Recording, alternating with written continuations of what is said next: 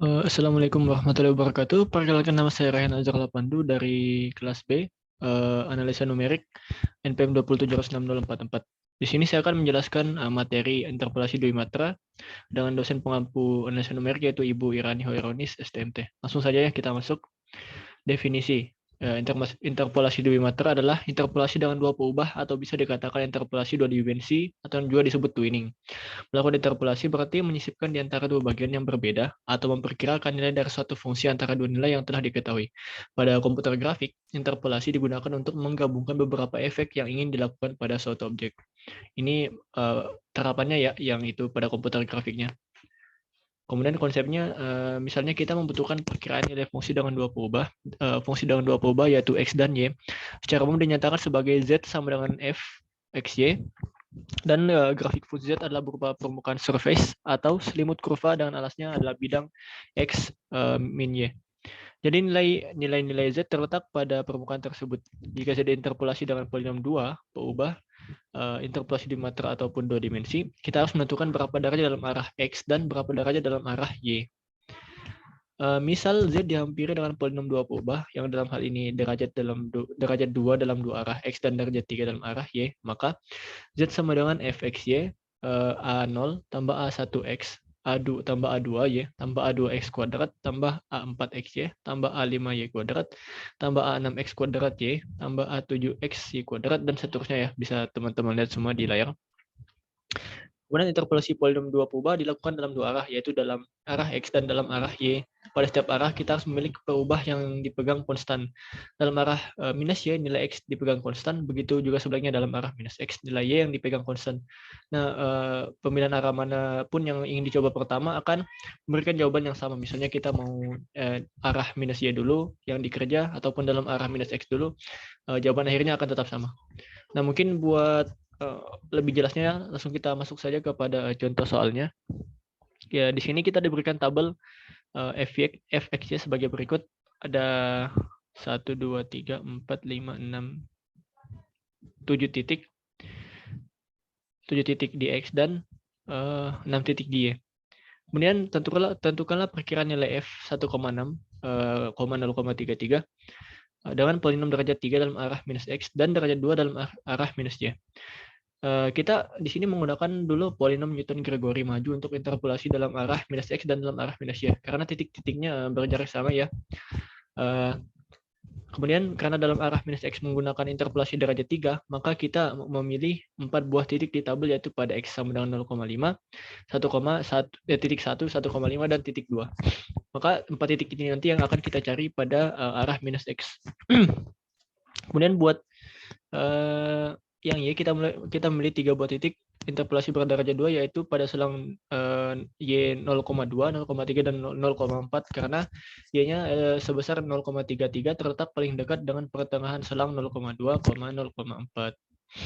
Nah, pertama sini kita kerjakan dulu yang pada arah minus y di mana x tetap. Bisa teman-teman lihat sini ya. Ada 4 titik seperti yang dibilang tadi, titik 0,5, 1.1, titik 1,5, dan titik 2. Kemudian jarak antar titik dalam arah minus y itu pertama ada hanya itu 0,1, dan di sini rumus y-nya y0 tambah SH sama dengan y kurang y0, S sama dengan y kurang y0 per H, di mana kita masukkan saja nilai variabelnya 0,33 kurang 0,2 per 0,1 sama dengan 0,13 bagi 0,1, hasilnya 1,3.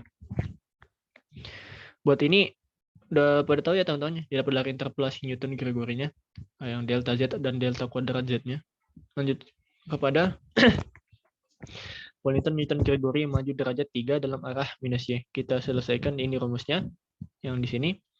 Kemudian kita langsung selesaikan dulu untuk titik 0,5, di mana fx, 0,33 sama dengan disederhanakan menjadi p, bukan disederhanakan, mendekati P3 x, 0,33. Di sini 0,428 tambah 1,3 per 1 faktorial 0,259 tambah 1,3 kali 1,3 dalam kurung 1,3 kurang 1 per 2 faktorial dikurang 0,004. Mungkin langsung saja saya ke hasil sininya, ke hasil sebelum akhirnya, yaitu 0,428 tambah 0,3367 kurang 0,00078. Yang hasil akhirnya 0,76392 yang dibulatkan atau dibulatkan menjadi 0,7640. Begitupun juga ya, masih sama rumusnya dengan yang di sini, yang titik satunya sama juga rumusnya. Yang berbeda hanya variabelnya ya. Yang di sini jika di sini 0,428, di sini 0,640. Kemudian hasil akhirnya yaitu 1,110535 dibulatkan menjadi 1,1105. Lanjut kepada titik 1,5, sama juga rumusnya, yang berubah sama tetap variabelnya karena beda titik ya, beda titik, beda variabel.